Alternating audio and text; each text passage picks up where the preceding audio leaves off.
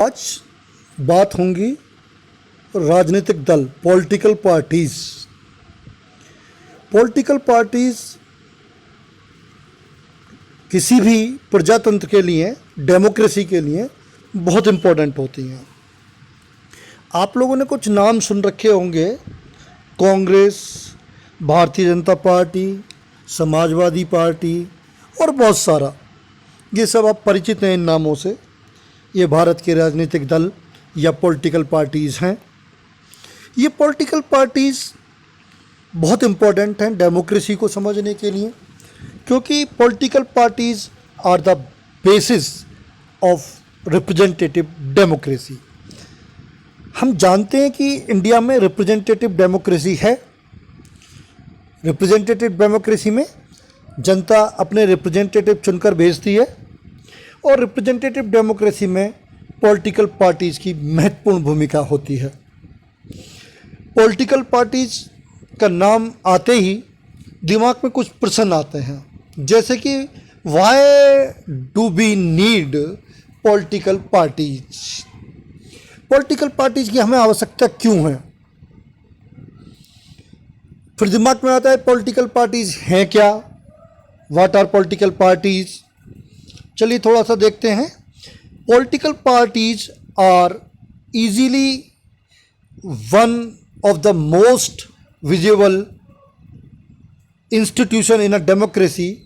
For most ordinary citizens democracy is equal to political parties. Political parties जो democracy होती है उसमें easily दिखाई देने वाले इंस्टीट्यूशन हैं, और जो साधारण नागरिक होते हैं उनके लिए ये पॉलिटिकल पार्टीज डेमोक्रेसी के बराबर होते हैं। एक ही चीज़ समझते हैं वो, कि डेमोक्रेसी और पॉलिटिकल पार्टीज एक ही बात है। हम किसी कम पढ़े लिखे व्यक्ति से, मान लीजिए एक रिक्शा पुलर है, उससे बात करें, उससे पूछें इंडिया में चुनाव का सिस्टम क्या है, इंडिया के कॉन्स्टिट्यूशन में क्या लिखा हुआ है, तो उसका जवाब होगा मुझे क्या पता क्या लिखा हुआ, मैं तो यही नहीं जानता कॉन्स्टिट्यूशन क्या है। लेकिन उसी अनपढ़ व्यक्ति से अगर हम ये पूछें कि तू भारतीय जनता पार्टी को जानता है, तू कांग्रेस को जानता है, तू मोदी जी को जानता है, तू राहुल गांधी को जानता है, तो वो कहेगा हाँ बिल्कुल जानता हूँ। यानी कि साधारण से साधारण जो नागरिक है, अनपढ़ नागरिक है, वो भी राजनीतिक दलों और पॉलिटिकल पार्टीज के विषय में जानकारी रखता है। Let us first answer what political parties are and what they do before we say why we need them. पहले ये देखते हैं कि पॉलिटिकल पार्टीज हैं क्या, वो काम क्या करती हैं, फिर ये देखेंगे कि हमें पॉलिटिकल पार्टीज की आवश्यकता क्यों है। A political party is a group of people who come together to contest elections and hold power in the government. देखिए, पॉलिटिकल पार्टीज ग्रुप है लोगों का जो एक साथ इकट्ठे होते हैं चुनाव लड़ने के उद्देश्य से, और चुनाव जीतकर गवर्नमेंट बनाने के उद्देश्य से। They agree on some policies and programs for the society with a view to promote the collective goods। ये सब जो पॉलिटिकल पार्टी के मेंबर्स होते हैं कुछ पॉलिसी और प्रोग्राम पर एग्री होते हैं, और इनका उद्देश्य प्रोग्रामों का सभी का भला करना होता है, या सभी की भलाई को प्रमोशन देना होता है। तो हमने देखा डेमोक्रेसी क्या है, में सबसे महत्वपूर्ण चीज़ इलेक्शंस, रिप्रेजेंटेटिव डेमोक्रेसी में। और पॉलिटिकल पार्टीज क्या है, एक ग्रुप ऑफ पीपल, और पर्पज क्या है ग्रुप ऑफ पीपल का, to contest election, and election is the base of democracy. So we can say political parties are also the basis of representative democracy. A political party has three components, the leaders, the active members and the followers. तीन part होते हैं political parties में। एक तो leaders होते हैं, जैसे हम बात करें भारतीय जनता पार्टी की, देखिएगा लीडर्स हैं, देखिए अमित शाह, नरेंद्र मोदी जी, राजनाथ सिंह, ये बड़े बड़े लीडर्स हैं। इसके बाद में दूसरे नंबर पर आते हैं एक्टिव मेंबर्स। देखिएगा खुर्जा के प्रेसिडेंट हैं बीजेपी के, बुलंदशहर के प्रेसिडेंट हैं बीजेपी के, और जो उसकी कार्यकारिणी के लोग हैं वो एक्टिव मेंबर्स हो गए। और फिर इनके होते हैं फॉलोअर्स, जो एक्टिव मेंबर्स तो नहीं होते लेकिन फॉलो करते हैं पार्टी के बड़े नेताओं को। ये इस प्रकार से 3 पार्टों में पार्टी के लोग बटे हुए होते हैं। और अब हम बात करेंगे एक महत्वपूर्ण वर्ड, पार्टीजन। पार्टीजन बहुत इंपॉर्टेंट है। देखिए आजकल आप सब जानते हैं एक शब्द आता है भक्त, और एक शब्द आ रहा है आजकल चमचा। भक्त कौन है? जो भारतीय जनता पार्टी के अनुयायी हैं या उसमें पूर्णतः विश्वास रखते हैं हर बात को, जो सपोर्टर्स हैं उन्हें आजकल कहा जाता है अंधभक्त। और जो कांग्रेस का फेवर करने वाले हैं या कांग्रेस के सपोर्टर्स हैं उन्हें कहा जाता है चमचा। अब पार्टीजन क्या है? देखिएगा, एक तो नॉर्मल व्यक्ति क्या करता है कि कोई मुद्दा उसके सामने आया या किसी ने कोई डिसीजन लिया है तो वो ये देखेगा इस डिसीजन के फ़ायदे क्या हैं, नुकसान क्या हैं। अगर फ़ायदे हैं उस डिसीजन के तो उसको हम शाबाशी देंगे, उसका सपोर्ट करेंगे, और नुकसान है तो विरोध करेंगे। ये तो नॉर्मल व्यक्ति होता है। लेकिन पार्टीजन में क्या है? A person who is strongly committed to a party group of action. Partisanship is marked by a tendency to take a side and inability to take a balanced view on a issue।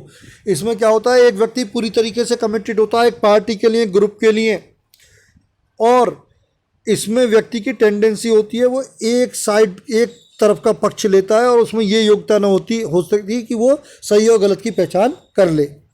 जैसे मैंने अभी बताया कि BJP के जो supporters हैं जिन्हें भक्त कहा जा रहा है, अगर कोई भी डिसीजन मोदी जी ले रहे हैं तो वो आंख बंद करके कि हाँ ठीक है, और कांग्रेस के जो सपोर्टर्स हैं मोदी जी कोई भी डिसीजन ले रहे हैं वो आंख बंद करके कि गलत है। जबकि कोई बैलेंस्ड व्यू क्या रखना चाहिए कि अगर उन्होंने सही किया है तो तारीफ करनी चाहिए, गलत किया है तो आलोचना। लेकिन यहाँ पर क्या है, विरोधी हैं तो आलोचना ही करेंगे चाहे अच्छा काम हो, और सपोर्टर हैं तो चाहे बुरा काम हो उसका वो प्रशंसा ही करेंगे। तो ये जो सोच है पार्टीजन कहलाती है। खैर, अब हम देखते हैं what are the functions of political parties. Political parties के फंक्शंस क्या हैं, कार्य क्या हैं, काम क्या करती हैं पॉलिटिकल पार्टीज। सबसे पहला काम है पार्टीज कॉन्टेस्ट इलेक्शन। देखिएगा, डेमोक्रेसी में इलेक्शन होते हैं और पार्टीज का मुख्य एम ही क्या होता है, इलेक्शन लड़ना। तो मोस्टली जो इलेक्शंस होता है उसमें जो कैंडिडेट होते हैं वो पॉलिटिकल पार्टीज़ के ही मेंबर्स होते हैं। पॉलिटिकल पार्टीज़ डिफरेंट अपने मेंबर्स को चुनाव लड़ाती है। और कुछ देशों में जैसे कि यूएसए में तो क्या होता है, कैंडिडेट कौन चुनता है चुनाव के लिए? जो सपोर्टर्स और मेंबर्स होते हैं पॉलिटिकल पार्टीज़ के। जैसे कि मान लो यूएसए का कोई सिटी है, वहाँ से किसी को एमपी का चुनाव लड़ना है, तो जो उस शहर के कार्यकर्ता होंगे या मेंबर्स होंगे उस पार्टी के, वो डिसाइड करेंगे चुनाव कौन लड़ेगा। और एक दूसरा सिस्टम है इंडिया कि इसमें क्या होता है, जो टॉप लीडर्स हैं वो डिसाइड कर देते हैं कि उस एरिया से चुनाव वो व्यक्ति लड़ेगा। तो इंडिया में तो टॉप लीडर्स डिसाइड करते हैं कौन कहाँ से चुनाव लड़ेगा। तो पहला काम चुनाव लड़ना हो गया। अब देखें second, parties put forward different policies and programmes. Parties जब चुनाव लड़ती हैं तो जनता के सामने अपनी डिफरेंट पॉलिसीज़ और प्रोग्राम रखती हैं। जैसे कांग्रेस चुनाव लड़ रही है तो कांग्रेस अपनी पॉलिसी और प्रोग्राम बताएगी, बीजेपी चुनाव लड़ रही है वो अपनी प्रोग्राम और पॉलिसी बताएगी, और जनता को जो अच्छा लगेगा जिसका प्रोग्राम वो उसको वोट देगी। तीसरा वर्ग देखें पार्टीज़ का, parties play a decisive role in making laws for a country. किसी भी देश का कानून बनाने में पार्टीज इंपॉर्टेंट रोल प्ले करती हैं। आप जानते हैं कानून संसद में बनते हैं या विधानसभाओं में बनते हैं, और विधानसभा में या संसद में जो कानून बनता है उस पर वोटिंग कौन, वहाँ पे मेंबर्स कौन होते हैं, पार्टीज़ के मेंबर्स ही मेंबर होते हैं विधानसभाओं और लोकसभाओं के। तो ये मेंबर्स ही कानून बनाते हैं। लेकिन कानून बनाते समय ये अपनी इंडिविजुअल सोच नहीं रखते, जो लीडरशिप कहती है पार्टी की उसी के अकॉर्डिंग ये वर्क करते हैं। फोर्थ वर्क देखें हम, parties form and run governments. Parties सरकार बनाती भी हैं और सरकार चलाती भी हैं। At present Bharatiya Janata party ने सरकार बनाई हुई है और वो सरकार चला भी रही है, मोदी जी प्रधानमंत्री हैं। अब हम बात करेंगे Fifth work of political parties, those parties that lose in the elections play the role of opposition to the parties in power.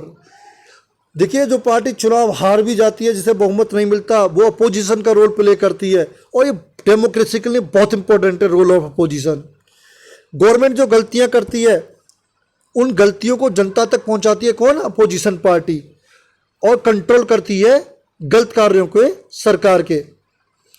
Next work देखें, पार्टी शेप पब्लिक ओपिनियन, जनता को नई नई मुद्दे बताती है, उन पर चर्चाएं करती हैं, जिनसे कि जनता का ओपिनियन तैयार होता है।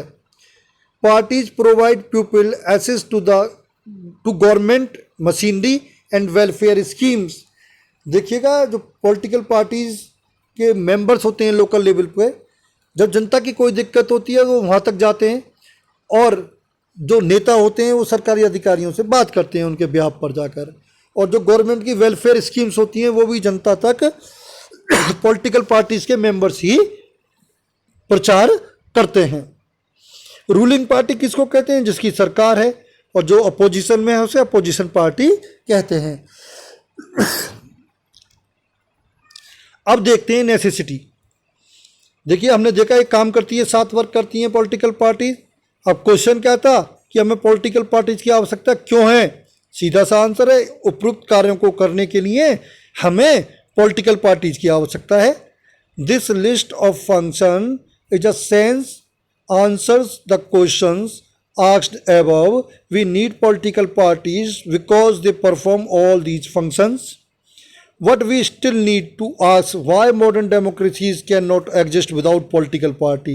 लेकिन अभी भी एक क्वेश्चन है कि मॉडर्न डेमोक्रेसी बिना पॉलिटिकल पार्टीज के एग्जिस्ट क्यों नहीं कर सकती। तो इसको समझने के लिए हम एक कल्पना करते हैं कि मान लो चुनाव है, उसमें कोई पॉलिटिकल पार्टी नहीं है।